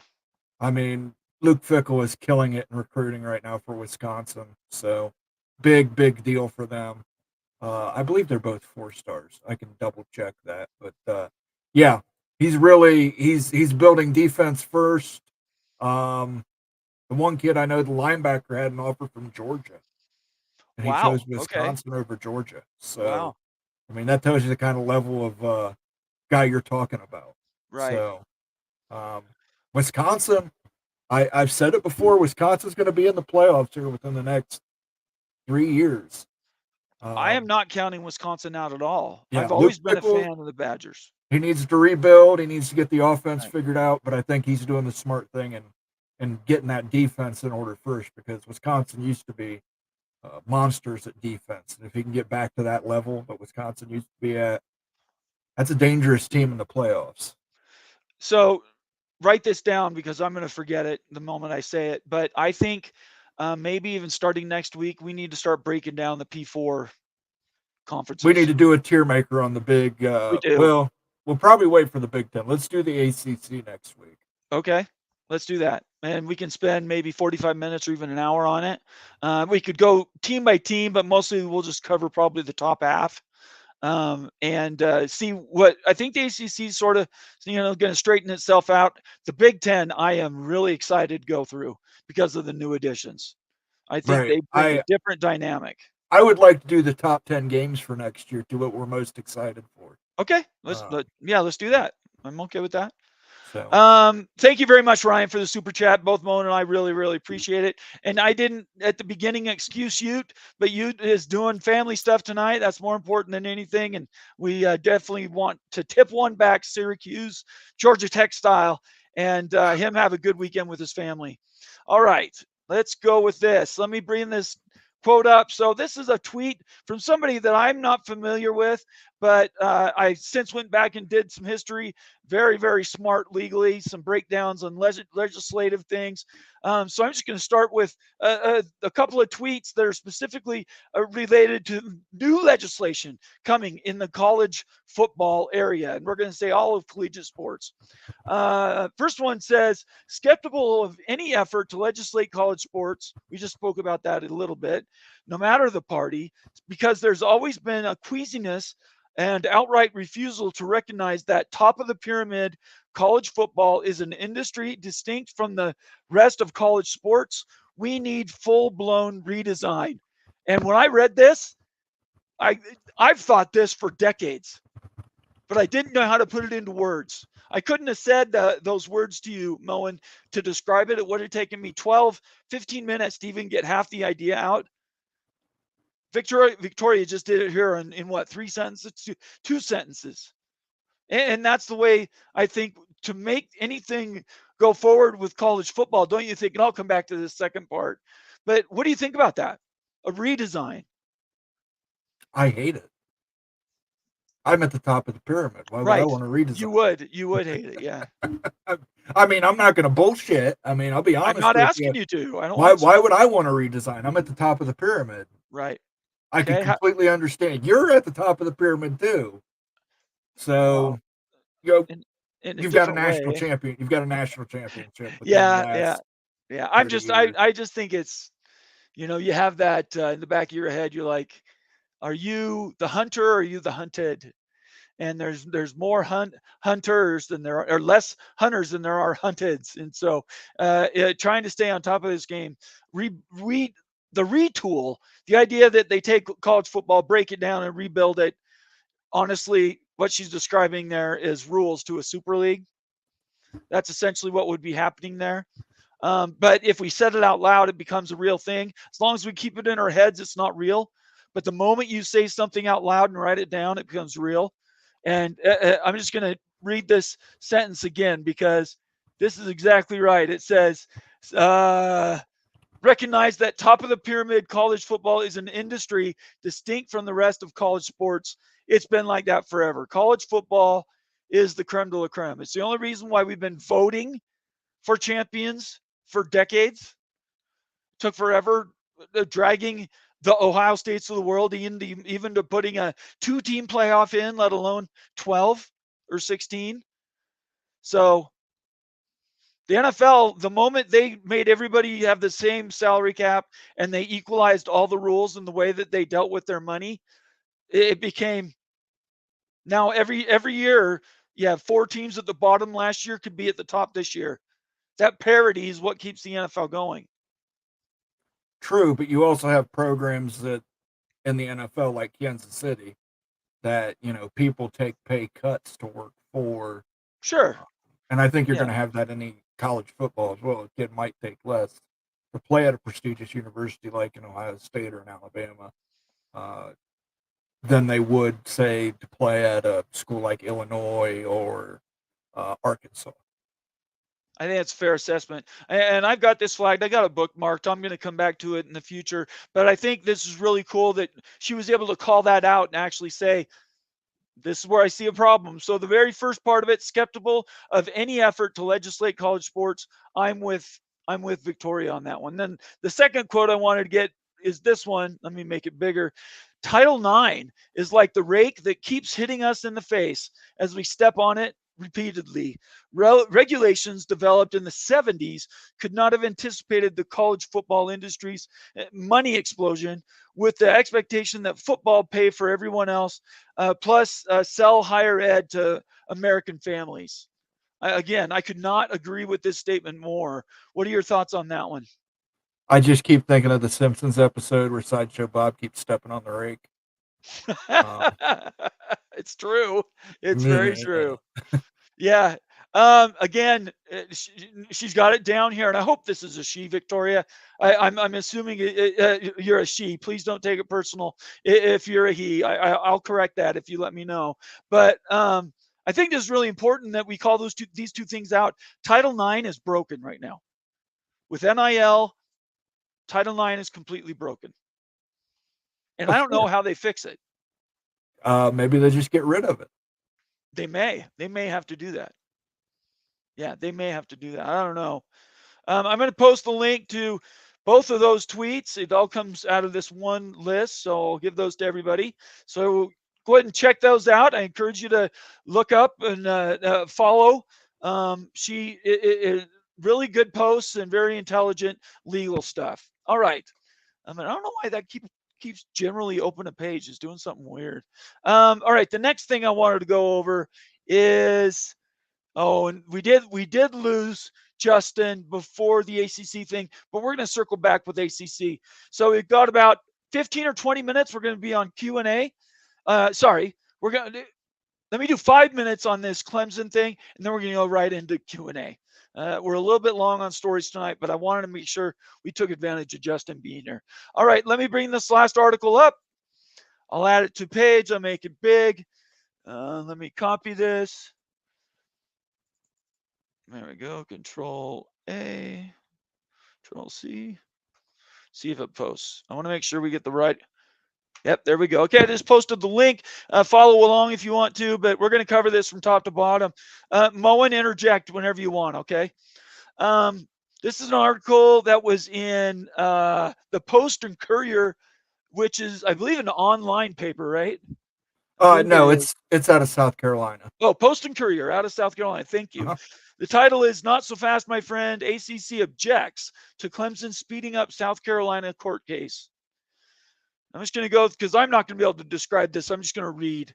While Clemson has sought to speed up its case against the Atlantic Coast Conference with a motion for summary judgment, which Justin spoke about a little bit, the ACC is pulling a Lee Corso-esque not so fast, my friend, in a filing in Pickens County. That's in South Carolina, right? I want to make sure I get that right. Yes. Okay. South Carolina. South Carolina. The ACC argued a hearing can't be held on Clemson's latest motion filed by the school's lawyers on May 30th before arguments are heard in the conference's motion to dismiss filed on May 7th. So basically, they're arguing that there's procedure issues with what's going on with these different legal cases. You have some in Florida, you have some here in South Carolina, and then we have them in North Carolina. The ACC is not happy that the Florida one is maybe going faster because both Danielle and Doug Rohan told us the first in the door, the first person to make a filing, once you get a judgment, that one then pretty much others are supposed to follow. So they're trying to get there as fast as they can. Moen, you want to add anything to that? Race to judgment. Thank you. Race to judgment. Clemson and the ACC. I'm just starting here so everybody can follow. Right here. I'm just going to read these next two paragraphs. Clemson and the ACC at odds over whether the conference irrevocably owns the school's broadcast rights for the entirety of the league's contract with ESPN. What's interesting about this is Florida State also amended their suit to include this language. They didn't have it in their original filing. contract with ESPN are still battling over jurisdiction in their dispute. We just spoke about that. A day after Clemson filed its March 19th complaint in South Carolina, the ACC countersued in North Carolina, just like they did with Florida State. The university filed a motion to dismiss, arguing that it's sovereign immunity and can't be brought to court in another state. What are you thinking about all this legal stuff, Moen? I am thinking that this is all going to lead to a settlement eventually, but it's interesting that this July 12th date is up there. Yep. We're on the clock. We're less than a month away from that. If that judgment comes back and the judge says, yes, you have no obligations, the ACC can fulfill obligations without holding on to your media rights, Clemson's going to leave the conference. Well, and they're not the only ones. Right. Yeah, Right. absolutely. And then the last paragraph here, and Moen just summarized this. The university's lawyers have requested the court in Pickens County hold a hearing on summary judgment on or before July 12th, arguing a reading of the ACC's grant of rights and the ESPN contract bears out that the conference can fulfill its obligations in the ESPN contract, which could run until 2036 without holding on to Clemson's rights. So basically they're saying you can keep whatever ruling you want, but Clemson doesn't have to be party to it. That's what they're trying to get a judge to just throw it out the door and say it just doesn't apply. Could you imagine after all this, especially after all the lead up with Florida State, that we get to a point where it's on a technicality, it's just thrown out on a whim? Right. Like I said, if that comes to pass and Clemson effectively argues their argument that they hold no legal obligation to the ACC once they leave, Right. no media obligations. If the judge says, you know what, they're right, boy, that's going to set off a shitstorm. The ACC is obviously going to appeal that, but Right. at that point, I think the smart thing for Clemson to do would be say, oh, okay, we're out of the ACC, we're leaving, we're out. And then, I don't know if Florida State can do the same thing because it hasn't been ruled on in Florida, in the state of Florida yet. So they're still going to have to go through their things. But one leaving is going to make others want to leave as well.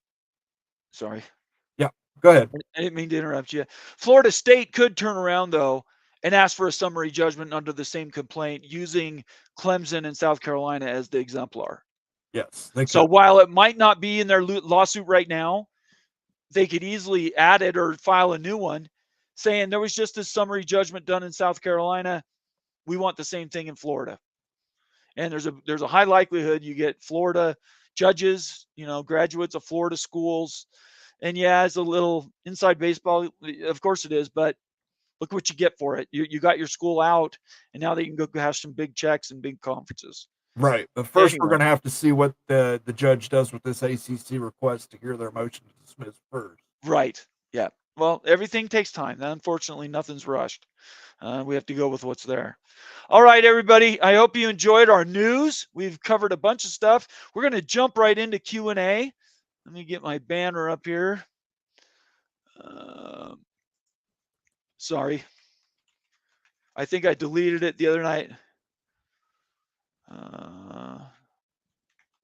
We have a new member, Kay. We do. Why don't you do that? Let me bring that up. Kay, welcome to the Big 12 Mafia, or the College Football Mafia family. At some point, I'm going to get that right. Yeah. Once this show's over, go ahead and head over to the members only section, watch some Wild Ute University, some timeline, and I will see you on Sunday since I know you're a big fan of the Sunday show. Much appreciated. Welcome to the family again. Find my winner button. Yeah, let's get that sounder. Winner. Thank you so much, Kay. I really have enjoyed your participation, and boy, your comments have been spot on tonight. Great questions, and I appreciate you sort of reading my mind on some of those things. It really makes the story go a little bit better when we have you guys doing the legwork for us. All right, here we go. Here's my banner. This is one I deleted the other day and had to rebuild. We are now into our world famous Q&A. So this basically everything's out there. I'll just ground rules. Regular comments we get to.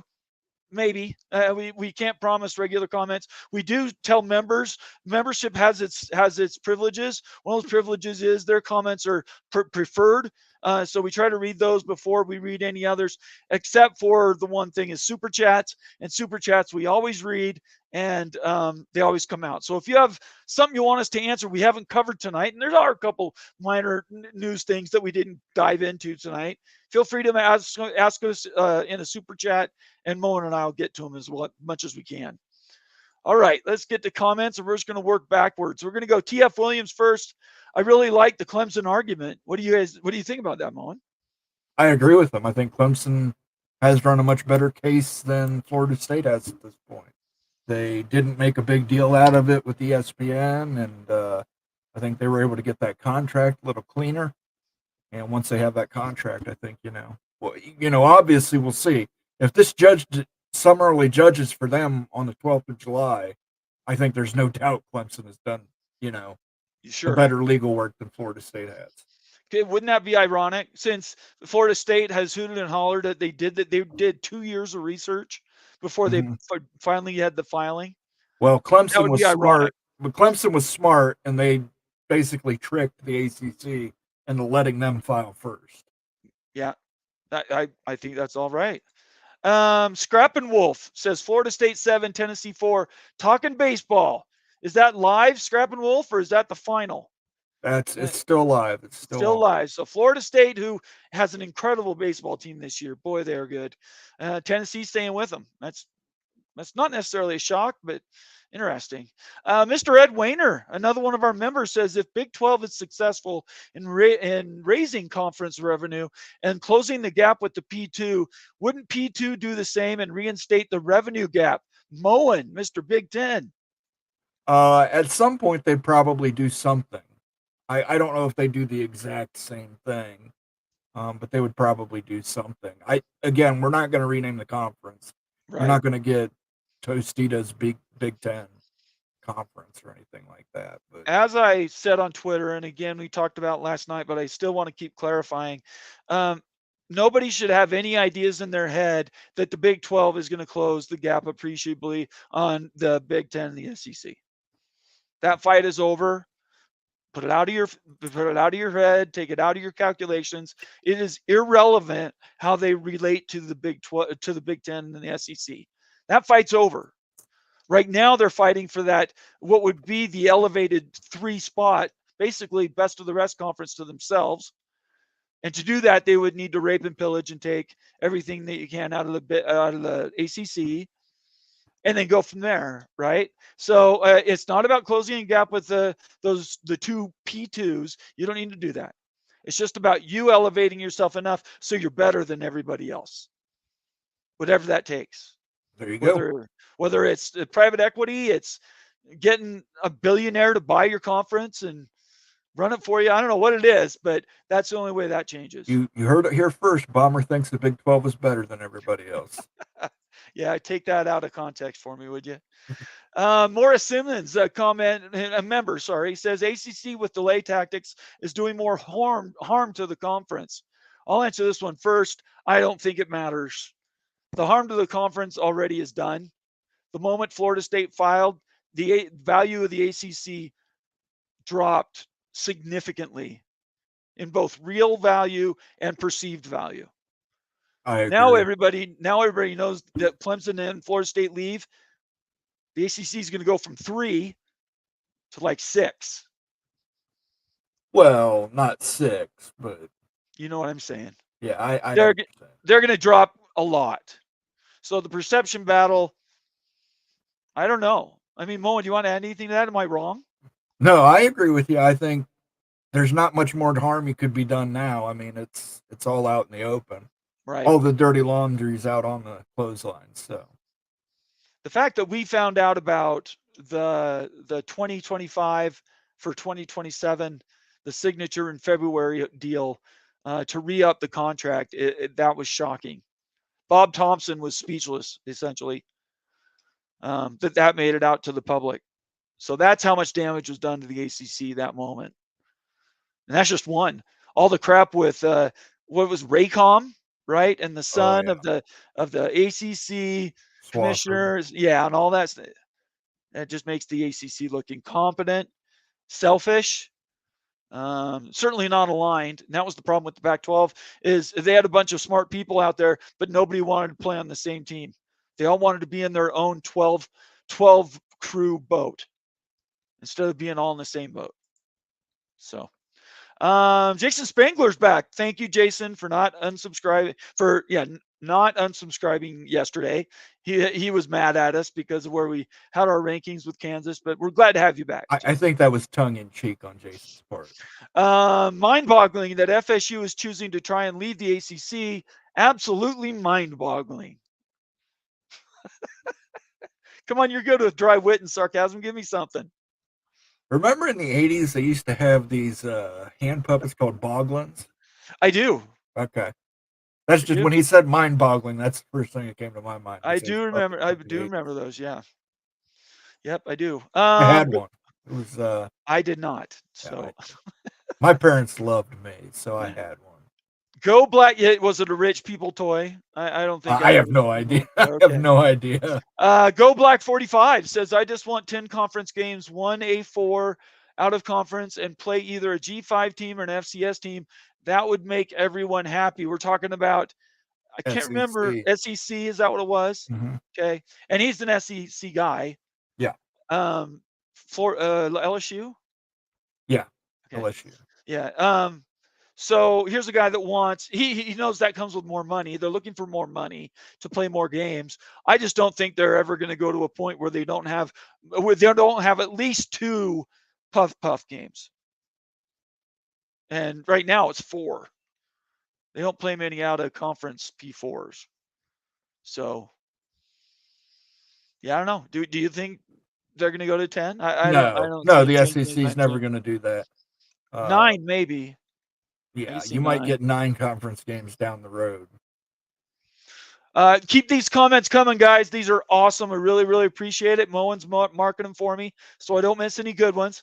TF Williams, I was wondering what Justin thinks about the Clemson tactics on the ACC Gore. I'm sorry we didn't get to that before he had to go. We didn't know what his time leaving was. So that's my fault. I'm the one driving the bus and I screwed that up. So what I would do, TF, is if you're on Twitter, look him up on Twitter. Let me get his call sign here. I'll just type it up. Everybody should subscribe and follow Justin. I'm just going to put it in here right now. Copy and paste it out of Twitter. It's JUSTR, right? JUSTR_02. Everybody look him up and follow him on Twitter and send him a message and ask him direct. I don't want to screw it up, TF, and get it wrong. So, Moen, was there anything you want to add to that? Because I can't remember. Yeah, we didn't get a chance to talk about it. It was just too far on the agenda. We wanted to get as much of his thoughts on private equity as we could before he left. Right. Thank you, TF, for the question, though. Definitely hit him up on Twitter. If you still have trouble getting him, leave a note on the show afterwards, and I'm happy to be the go-between. Happy to do that. Let's see here. Conundrum says, what if the ACC jumps Big 12 to the private equity market? I was trying to get to that earlier. I don't think they can because they're so unsettled. Clemson and Florida State are in flux. I don't think anybody invest in them right now. I agree. I don't think that they possibly could, but you never know. I mean, there might be somebody out there willing to take a chance. People make bad investments all the time. Trust me, I bought a bunch of stock in SiriusXM at one point. Yeah, it does happen. I know that. Mr. Monkey says, good to see you, Monkey. Number 1, we're open for business. Number 2, hey, look at this money. Making fun of Brett Yormark there. Hey, look, he's smiling and laughing all the way to the bank. So I don't know. They're open for business. They are open for business. PS, good to have you here. PS says, can you pull an FSU and at night have your board of governors I think that's sign supposed it? to be not have your board of governors sign it. Oh, can you pull an FSU? You think they did that on purpose? PS? Maybe. If they did, it was very smart. Yeah, if that was somebody thinking ahead, if that actually was planned, I will be kind of shocked. but it's possible. Let's see. We already did K as a new member, right? I want to make sure we get that. Okay. Joaquin Morales says at Bomber. By the way, Joaquin used the trick. If you put my name in one of your messages, there's a high likelihood I'm going to bring it up here just so I can say my own name. At Bomber says U4 is ASU is not. I think he's in regards to you had mentioned earlier that Arizona and Arizona State were hurting for money. He's letting you know that Arizona State is not Arizona. Okay. I'm sorry I didn't mean to loop everybody in there, Joaquin. I know you're a ASU fan. I apologize. There's so many schools in the Pac-12 are been upside down in their money. I just assume they all pretty much owe. So I apologize for that. Just to clear it up, Arizona State is not millions in debt, or maybe they are, but we don't know it. Laura Weiss, Texas Tech member, says Tech is going to Adidas. Patrick was involved in the deal. Yeah. Who's that? Patrick Mahomes. Oh, was he? Okay. That's cool. Is he Adidas? I believe he is. Okay. I didn't know that. Adidas still makes football cleats? Mm-hmm. It must. Illini Ted, another one of our members, says, do we have something comparable to what is being proposed to a different industry? We're talking about the private equity. We went over a few of these. I'm getting some of these comments late, Ted. I apologize about that. But there are. Let's see. Justin mentioned two, Red Lobster and what was the other one? Toys R Us, Toys Red R Us. Lobster, Yeah. F1. We mentioned Live Golf. That's right. Yesterday. Formula One is probably your exemplar. Yeah. If you're looking, they also are invested in La Liga, which is the Spanish Premier League. But really, probably the best success they've had is with Formula One, which is seeing a major resurgence in fans and money like they haven't seen in decades for some reason. And so they're making good money on that return. But I think Formula One's the one that I would just keep repeating. Seeing you have a problem with private equity, talk to those guys and how happy they are. They're in a different level right now. Formula One is. Let's see here. Jason says Red Lobster and those damn shrimp. Okay, that's funny. Kay says hit the like button for all their hard work. It's free. Thank you, Kay. Newly minted member. Thank you so much. We're gonna play football. Yippee! All you guys have to do is just hit the like button. It's below the picture. It's the little thumbs up. Hey, Rock and Rant, I see you out there. Are you going to join us or what? Join the show. We got 10, 15 minutes. Get in here. Let's see. All right, next one. Let me move up. Illini Ted says the Big won't sell the conference naming rights similar to historically named parks, arenas, and stadiums. So Illini Ted and Moen both say tradition trumps money. You are right, Illini Ted, but they will sell field naming rights. It's Safe Light Auto Field at the Ohio Stadium. It is. It's Safe Light Auto Field. So they've done some. Or it might just be Safe Light Field. I don't know what the name of that is. Safe Light Repair, Safe Light Replace. All right. That's cool. Rock and Rant, get in here. All right, he might be in his car. Let's see here. Mr. Monkey said a vote is the equity, not capital. Yes. We already talked about that. Boy, Illini and Ted, Mr. Monkey says have been hitting us left and right with comments. Here's another one. Buckshot Kid, one of our main members, says, Bomber, have you gotten a console yet for EA College Football 25? I have not gotten a console yet. Two things. Down at the bottom of the screen, I've had scrolling. We are now selling my Big 12 Mafia rally towels, that thing right there. I'm not making any money on them. I'm trying to take money I've invested in those, put it into a console. But I'm also taking donations. Right on the bottom of the screen, you see a ticker. It has my Venmo information on it. If you want to donate money for me to go out and get a console, I've told everybody if I don't get enough money to get a console, I'll just turn around and donate it to a charity or maybe fill in the money with something else so you guys get all your money out of it. But the idea would be if I'm going to get this console and play, I would play with you guys. A lot of people are asking me to play on Twitter.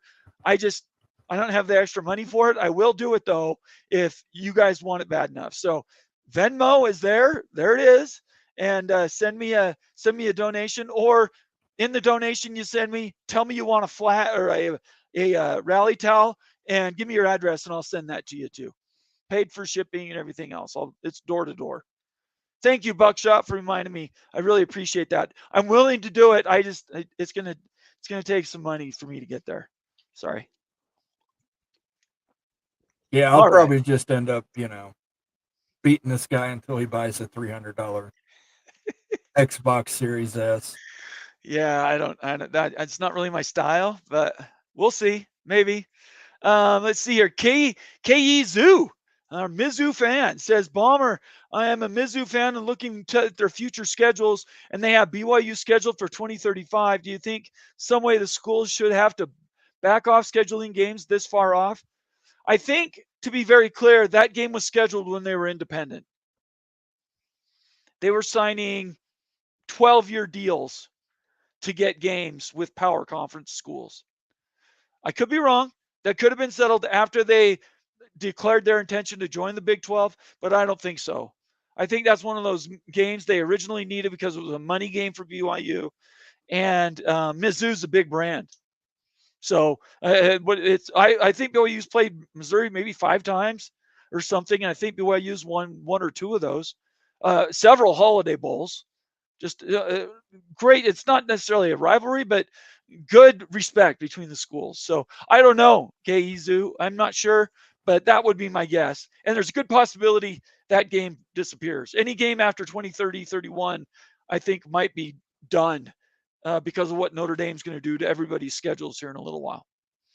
That came from me. That's just me off the top of my head. Let's see. Fatal Jedi 2672 says, I have a birthday coming up in July. If anyone wants to surprise me with a PS5, hit me up for the details. I love that, Fatal Jedi. Sure, what the hell? I don't care. Doesn't bother me. I know where I'm coming from is a good place in my heart. That's all I can say. Let's see. Another comment from Joaquin Morales says, great show tonight, fellas. Gonna sit with Mama now. See you later. Peace out, Joaquin. Thank you for being here on a Friday night. We've got some really good comments tonight, Moen. I mean, really good. Rock and Rant, who still hasn't joined us, he must be in the car, says, almost closed conference. Use your words, everyone. What do you think about that, Moen? Yeah, he's definitely in the car. He said he's doing freeway fund out there in LA. So I think that's hilarious. It's very, very true. Thank you, Rock and Rant. Appreciate you. Sorry we couldn't get you on tonight. I know we started a little bit earlier in your Pacific time zone. We'll have to talk about that a little bit because I want to get you more on.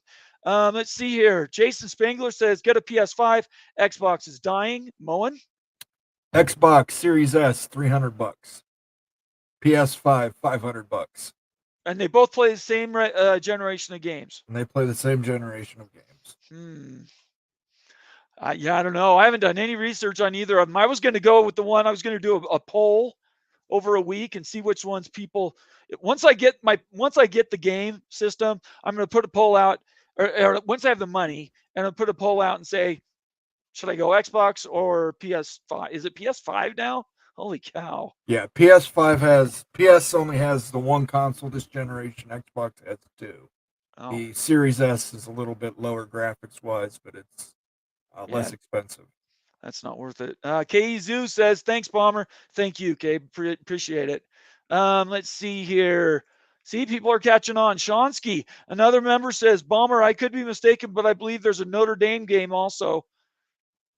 I thought they canceled the rest of the games on that schedule.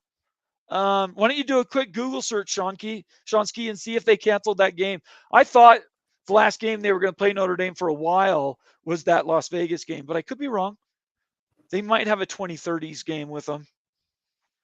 Again, I wouldn't bet on that, though, because probably by then Notre Dame's going to either be in a league or they're going to be in a scheduling agreement with a big conference that they're only going to have 1 or 2 extra games. That's my guess. It's going to be one of those two things. Mo, what do you think about that idea? I in my mind, they basically blow up an ACC schedule, but they do it with the Big Ten. I know you don't like the partnership part of it, the voting part of it, you think's intrusive, but just from a competition standpoint, do you have a problem not just scheduling 9 or 10 Big Ten schools to play the Illini? Play the Illini? Are you talking No, about sorry. Irish? Yeah, sorry. Yeah, we can do that, and it's called being a conference member. Okay. So you're saying they have to be a member to get that kind of agreement? Yeah. Okay. Come on. I don't know. It's time. Look, I don't support them being on their own. I'm just saying, I don't know in the future if that's going to happen. Let's see. Justin R says, you missed the Sony Days of Play sale. I bought a new PS5 for Sony for $399 and got a year of Netflix for free. Justin, I haven't been in the market. Except for the people that have been begging me on Twitter to get a unit, so I will play them. I really didn't have a huge need to get into it. Moen does, Immaculate does.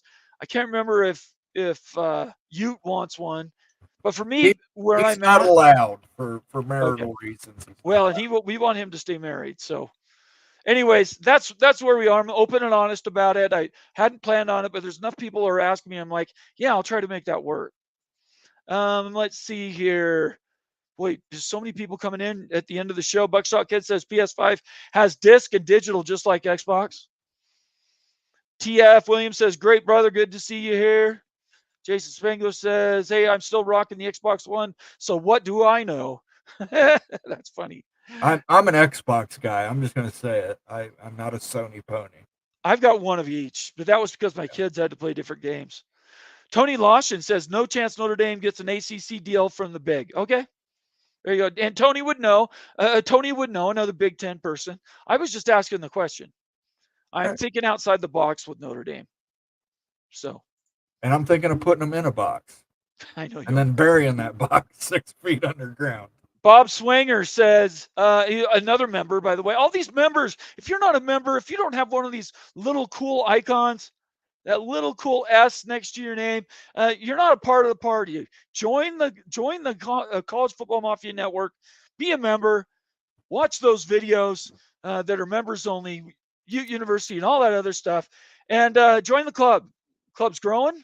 Subscribers are growing. Hey, what's our subscriber count, Moen? How many subscribers did we pick up tonight? I have no idea. Well, look at the number and tell me, would you?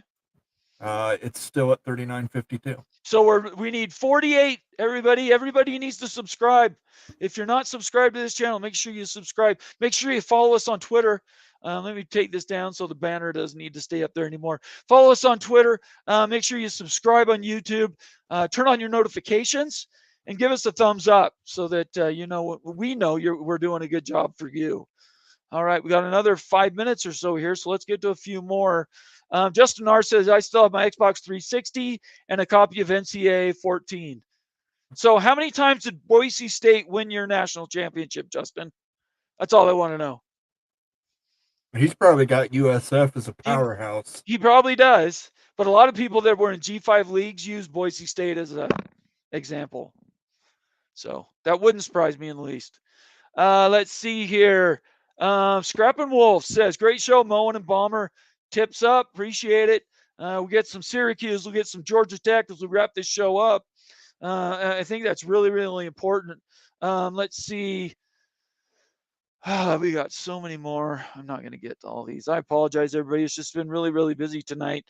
Fatal Jedi, dadgummit. That's what I'm talking about, Moen. Straight to the head.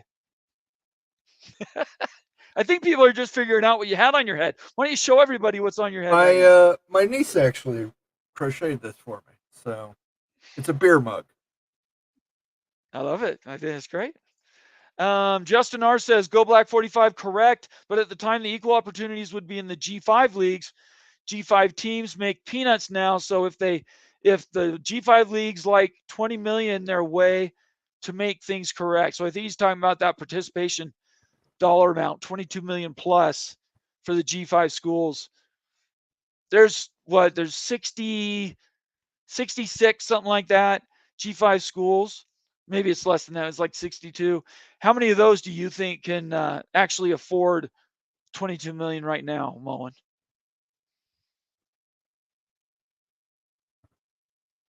5%, 6%. Like I'm trying to think in my head. Right. Liberty probably could afford it. SMU, but they're out. They're out. They're in Yeah. Power 4 now. Yep. South Florida might be able to afford it. Yeah, I could see you. They got a new stadium. I see they have Mhm. new money coming in. There aren't a lot. I think Boise State has the reputation with boosters now that they could get in. But except for Washington State and Oregon State, which are sort of asterisks out there, I don't Right. know there's many others that will. I really don't. Tony Lawson says 3M pays Minnesota to have their name on the ice at Mariucci Arena. That's the hockey arena. Signed a 14-year deal in 2017. hmm Ohio State, they have something similar. Yeah, as I said, Safe Light Field at Ohio Stadium. Okay. So there you go. I think that's the best way to finish. Everybody, I really appreciate you coming on. Oh, we got a super chat coming in here as we're winding down.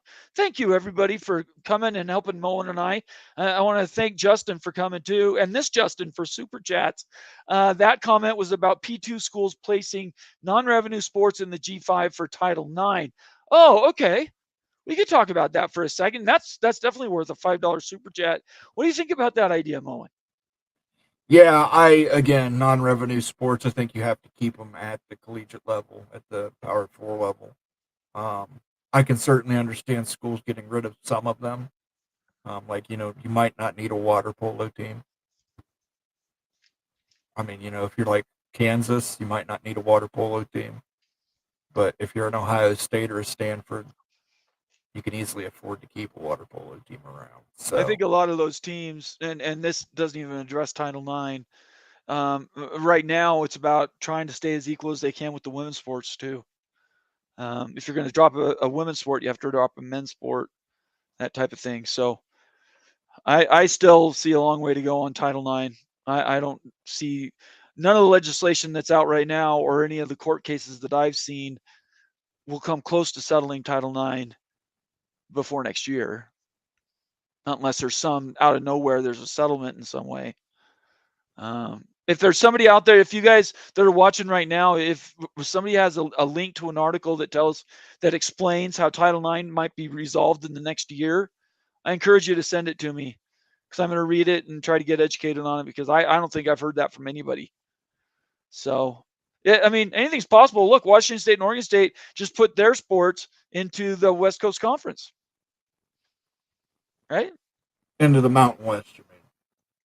Oh, wait a second. Isn't basketball in the West Coast? Everything's in the Mountain West except for football. Right. Is that right? Football is an independent. Okay. All right. I guess I got that wrong. They were talking with the West Coast Conference. Do I have Connor on? Is Connor on? Is there an Ohio State or Oregon State person still online? Tell me if they have scheduling stuff with West Coast Conference at all. I thought they did for basketball or baseball. I don't know. I probably shouldn't talk about it because I can't remember the details, but I know that they have scheduling agreement for football with the Mountain West, but I don't know about the Olympic sports. Is there an Oregon fan out there Oregon State fan out there asking for some help?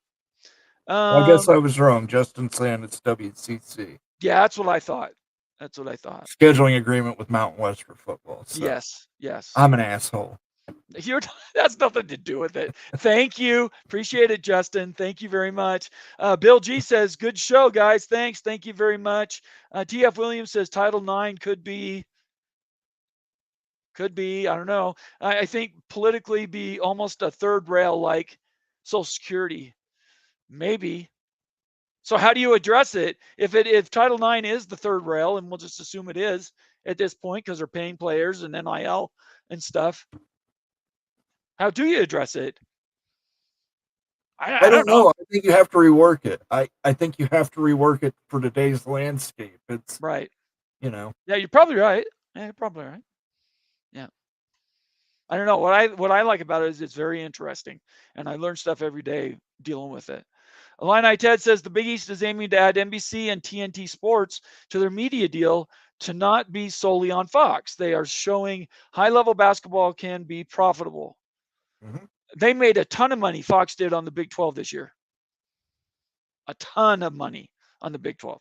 So if Fox is thinking realignment at all, and there's a school that's on the border, if they also have a good basketball program, it's going to really, really help them with Fox. So, yeah, you're right. That's a good thing to point out, Illini Ted. Thank you for that. Sky, another member, valued member of the tribe, says Oregon State opted to be independent for baseball to keep playing top teams. There you go. So it's a mess. I don't know where Washington State's playing baseball. I know that most of the other sports are in the West Coast Conference. So I don't know. Those schools need to get into a power conference. I'm tired of dealing with them like this. It's crazy. TF Williams says, I think Fox is learning from ESPN's missteps. No one doesn't like ESPN. So think that's right? I think they're probably doing a better job than ESPN is at the moment. I would agree with that. I'm glad Fox is involved in the Big 12. And I'm not swatting in something invisible, guys. There's actually a moth that's flying around the ring light. All right, let's get one more tip it back, and then we're going to get out of here, guys. Justin R. says, you're not an a-hole. Also, Syracuse. So there you go. One, I am an asshole. Syracuse. But Syracuse. And Georgia Jay, take a drink being Friday. You got it. And Shonsky thought this was a teacup. No, this is a beer head. I've got my Beers jersey on. I'm watching the Beers compete for the Denslow Cup, guys. Come on. They're just not, they're not respecting the due is what it is. Mm-hmm. Drinking game one more time, Georgia Tech and Syracuse. We appreciate everybody for being here tonight. We know the weekends are tough, so you guys coming on a Friday night, you're the troopers, you're the hard workers, and we really, really appreciate you. What I would do is encourage everybody to have a safe weekend. If you've been drinking, get some rest, don't drive. And other than that, go spend some time with your family in this wonderful weather this weekend. Love you all. Appreciate the super chats. Appreciate the new members and the existing members that we have. Next show, Moen, what's the next show? Next show is Sunday at 8 p.m. Moen After Dark. I'll be joined by Rock and Rant and a special guest. So I think everybody will enjoy it. Please tune in. And I will see you guys Sunday at 8 p.m. We got another super chat here. I don't know if Yeah, go ahead. Go ahead. Justin R., if you put Oregon State and Washington State in the Big 12, you can keep the Big 12 in name. The 12 in this case would be the 12 states that the member schools are in. Well, there you go. Didn't know that. Thank you, Justin, for the super chat. We really appreciate it. It's very creative. I like that naming convention. Do that one more time. The more you know, please. Can you get to it again? I love that. You gotta see the banner with the rainbow. Little star coming. Yeah, a little star going across. All right, everybody, thank you so much for being here tonight. We really, really appreciate it. And we will see you either Sunday night, Moen After Dark, Monday night, same time, 8 Eastern, is the Big West Mafia show. And that show is fantastic with Sergeant Pickles and Becky Go Huskies. And then our next show with us and hopefully you is Tuesday night, 8 p.m. Eastern, and we will see you then. Other than that, everybody have a great night. Stay out of trouble, and we really appreciate you. Bye-bye. Peace.